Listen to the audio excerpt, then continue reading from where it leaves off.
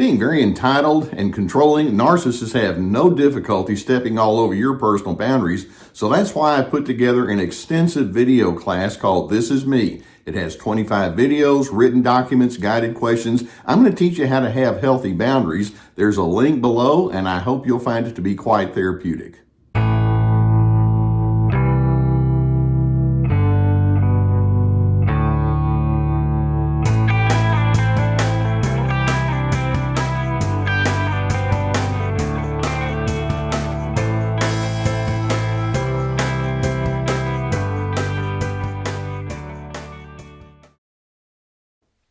Do you tend to think of narcissists as being fear-based individuals? Now, if you ask the narcissist that, they'll say, oh, no, I'm not fear-based at all. In fact, they try to present an image of confidence and certainty. But in fact, these individuals are driven by their fears. And there's so many different evidences of that. First, we know that narcissists tend not to trust very much. All right, pause right on that. It's like, yeah, I'm afraid if I put myself out there, if I join with you on certain projects or try to team up with you, you're going to just mess things up. But it's more than that. They just don't believe in the goodness and decency of other individuals. They think the people are out to get them, or they're just too ignorant, and so they don't want to be open and vulnerable with individuals. But when it comes down to it, narcissists fear so many different things. They fear being irrelevant. That's a huge one. They fear being rejected. They fear being teased. They deeply fear being judged. Most importantly, though, narcissists fear being exposed. They fear being known all the way down to the core. They want you to see only the good stuff, but they don't want you to know some of the parts about them that are less than flattering. Now, like I say, they try to portray an image of self-confidence, but do you really see narcissistic individuals as people that represent inner peace or internal comfort or contentment?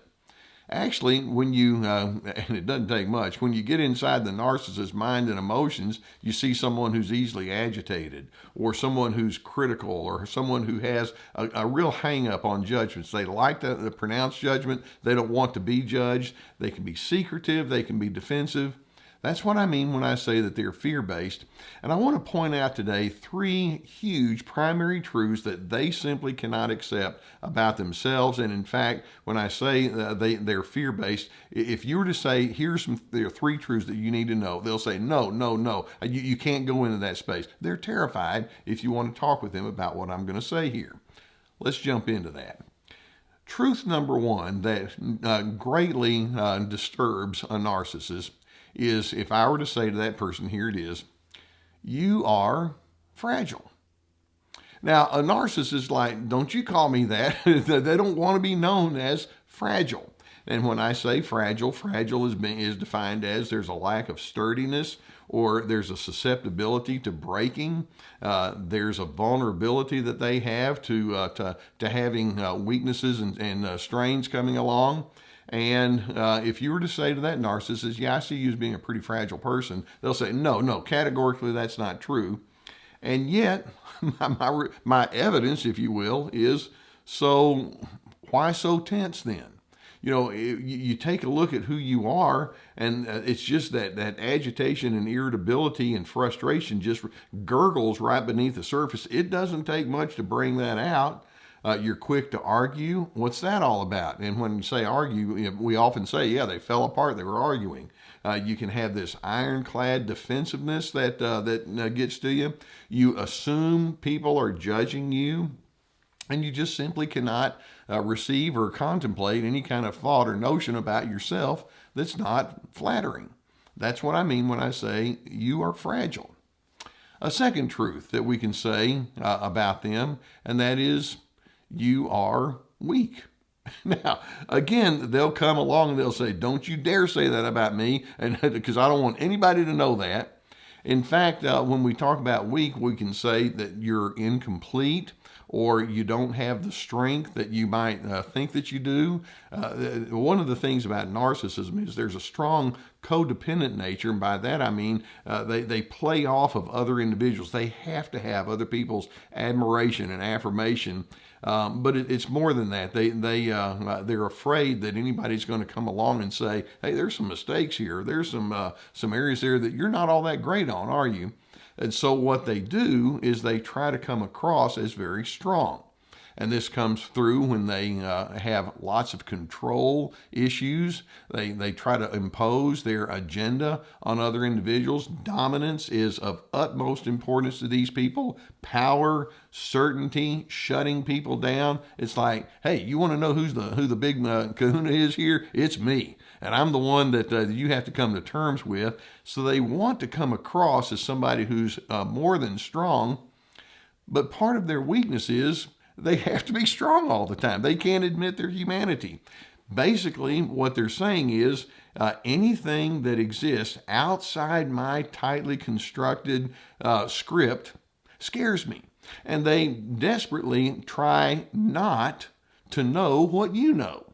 Think about that. You have some insights, or you may have some awareness. It's like, I don't want to know that. I'm going to run from that. And in taking that kind of mindset, they overlook just another core truth that goes along with this, and that is rigidity is not strength. And so part of your strength is to know how to be gentle. Part of your strength is to know how to say, there's some things about me that I need to adjust. I'm open, I'm willing, and I'm available. But when you say to a narcissist, you're weak, they'll say, no, you can't say that about me. And yet, there it is. It's true. Now, there's a third truth, and this one's probably the biggest one of all, and that is, I would say to the narcissist, you are temporary. Now, that's one that they don't know what to do with something like that. And when I say you're temporary, what I mean is you're mortal. You're not going to be around forever.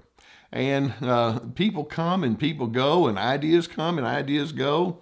And we each have a certain allotted time on this earth. We don't know what it is. We don't have the ability to set what that time is. There's an element of unknown, but one of the things we do know is there's going to be a day when you're not here. There's going to be a day when you're no longer necessary. And in thinking that way, it's like, well, if in fact I am temporary, I'm not going to be around forever, what does that mean? Well, it would mean that you would embrace things like mystery, or you would accept a certain amount of smallness, if you will. In other words, I'm not God. I'm not the ultimate one who gets to declare everything right and wrong. I'm not the author of life, and I get it. I understand that. I'm somehow living inside a much bigger story. I mean, when you look at how enormous creation is beyond the earth, and thousands upon thousands of millions of galaxies, etc. It's like, but to them, it's like, I'm the ultimate. No, you're not. You're temporary. You're a blip on the screen. And it implies that there's a transcendent kind of thinking that you have to plug into. Well, if I'm temporary, then where do I find meaning? And how do I find purpose? And what they'll do is they'll zero in on stuff like, well, material gain or achievements or accomplishments or being better than you, when in fact, actually, there are some more timeless kinds of things that we could plug into, like love and kindness and integrity that can give you meaning and purpose. But when you tell a narcissist, you're temporary, it's like, no, don't tell me that. So we can say these three truths. You're fragile, you're weak, you're temporary. And those are ideas that are so scary to a narcissist. It's like, I'm just not going to put any kind of thought to it. Or if they do put thought into that, it's of a shallow, superficial nature where it's like, hey, look, I already have those things figured out, which proves that they don't get it. Now, my challenge to you is, I want you to think, well, can you come to terms with those three truths relative to yourself? You're sometimes fragile, and you're sometimes weak, and sometimes you have to acknowledge your own mortality. Can you embrace those and then fuse those truths into other truths? You see, we don't have to think binary, all or nothing. You can actually say, yeah, I know sometimes I'm frail and I'm weak, but at the same time, you can also have strength. Well, what would that look like? And what does that mean? And where do you find that? What does it consist of? How do you get there? Yeah, you can also say that that it's possible to find stability despite the fact that you have some fragility. You can also have steadiness that's a part of your life. It's not one or the other. You can fuse those thoughts together. And even though you can say that your time here on this earth is allotted, it's measured, it's like, well, I can still make my time count. What does that mean? And what's the best path to get to that place? By the way, is it diminishing others? Is it telling other people how terrible they are? Is it overpowering people? I don't think so. You see, my notion is the way to find my sense of well-being is to uplift and build upon concepts like love and kindness. You know, here we say on Team Healthy, dignity, respect, and civility. That's where I'm coming from. Narcissists cannot contemplate on any kind of meaningful level these three truths.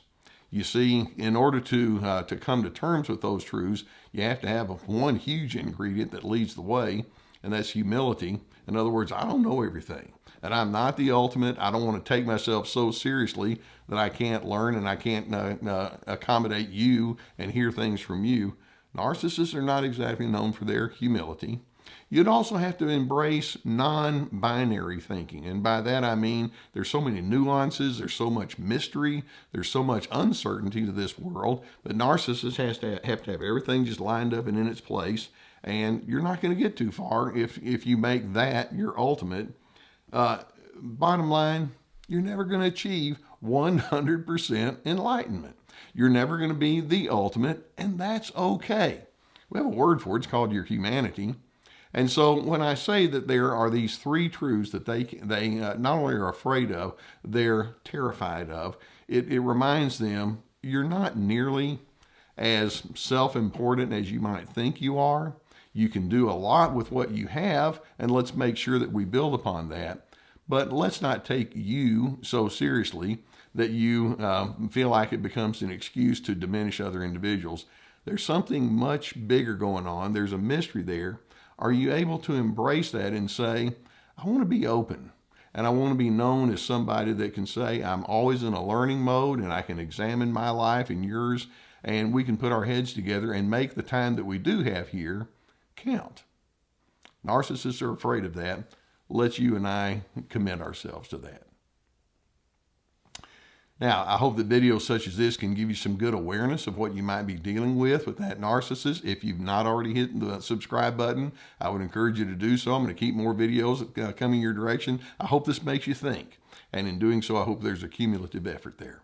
Sometimes when you're trying to come to terms with this, it would be helpful, speaking of thinking, to have someone to think it through with you. And that's where therapy comes in. You know that I'm a retired therapist now, but I believe in it strongly. And if there's a need for you to find somebody that can work it out with you, we've been sponsored for years by the people at BetterHelp.com. There's a link below that will take you to their website. And it's so refreshing to know that there's somebody out there that you can have your conference calls with online, and they can help you sift these things out. If you have a need for therapy, please go through the service and get the help that you would need. In addition, I've also put together courses, and we have more that are on the way that are like signing up for online classes about how to have that healthy life.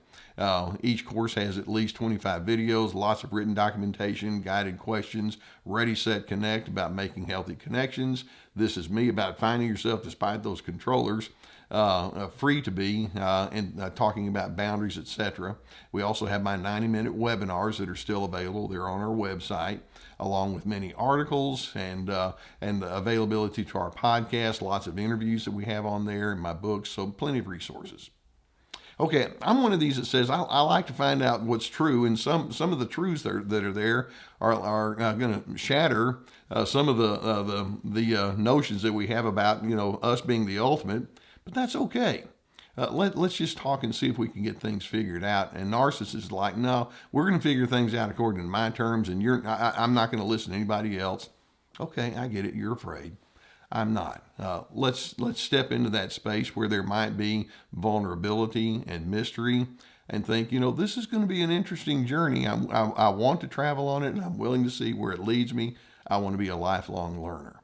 In doing so, even though the narcissist is not going to be able to join you on that, I do hope that it allows you to have a consistent measure of internal peace.